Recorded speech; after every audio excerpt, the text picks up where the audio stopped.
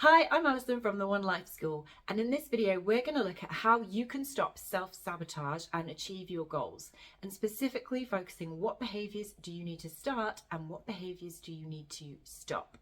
So if you have a particular goal that you want to achieve, whether it's starting a side hustle, losing weight, running a marathon, writing a book, whatever it is, you need to watch this video. This is part 3 of a 3-part video series where we have been looking at self-sabotage in all its forms. In part 1, we looked at your conscious mind and what limiting beliefs do you hold that keep you contributing to sabotaging yourself.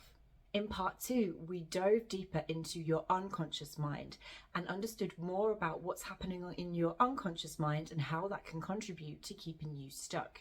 To accompany this video series, I've created a handy workbook, which you can find if you just look in the description below.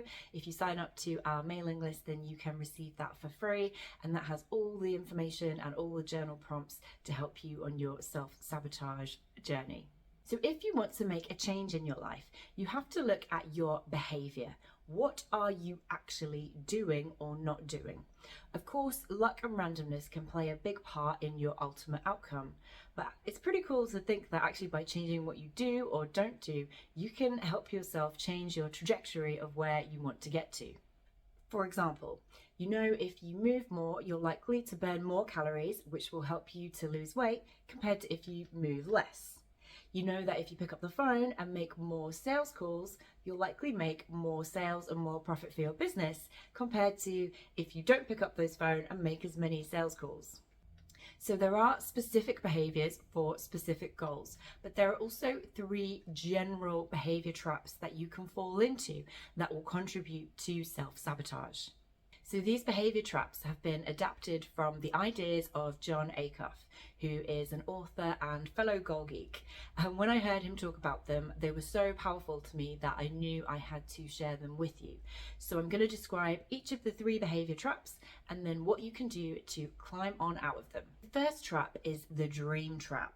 So if you're a dreamer, you may dream about something a lot. You may want something a lot. You may desire something a lot, but you're not able to take the first step from dreaming to doing. So in terms of your behaviour, you're effectively just sitting on your hands and not really moving. If you identify as being in this dream trap, then you need to stop sitting on your hands and go find a pen and put it in one of them, or open your laptop and start researching. You need to research what do you need to do and what's the best way to do it, and then start writing a plan. Write out exactly what it is you need to do in a way that's feasible for you to do, and then hopefully do it. The second behaviour trap is the plan trap. So if you fall into this trap, this is where you spend a lot of time planning. You might be researching, on the Goog, you might be writing some stuff down, you might be color coding, you might be adding dates into your plan, you might have the most beautiful looking plan that you spent a lot of time on and you're really excited to go and do, but you just don't quite actually do anything with that plan. In terms of your behaviour, there's a lot of movement, there's a lot of writing, there's a lot of typing, but not a lot of doing. To climb out of this plan trap, you need to stop planning and try an experiment of doing something that is actually on your plan. The reason why that it's so hard to do though is because you want to have a great plan. It's understandable that you want to make sure that you're going to be able to make the most of all the time and effort and energy that you're going to commit to doing this thing. So you want to make it right. The thing is, you'll never know if your plan is right without just trying something and seeing.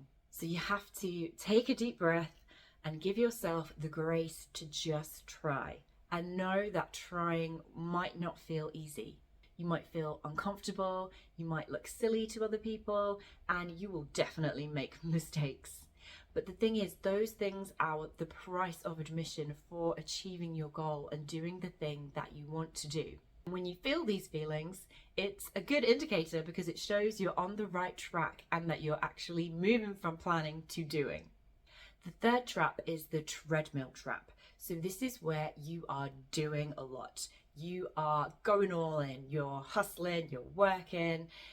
It depends on, what specifically your goal is as to what you're doing, but you're probably finding time before or after work to schedule things in. You might be creating an output of the things you've been doing, whether that's miles run, new recipes made, podcasts created. You can see what you've been doing. There is a trail. You might think, great, this is where I am, or this is where I need to be.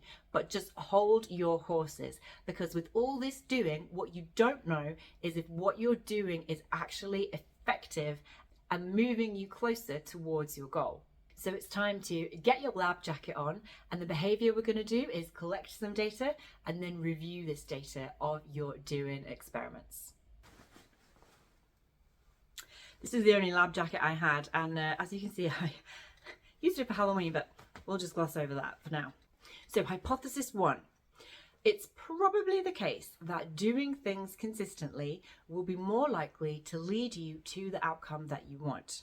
The data that you need to collect is how consistently have you been doing those things? How consistently have you been going for a run? How consistently have you been recording podcasts? Whatever it is that you're wanting to do.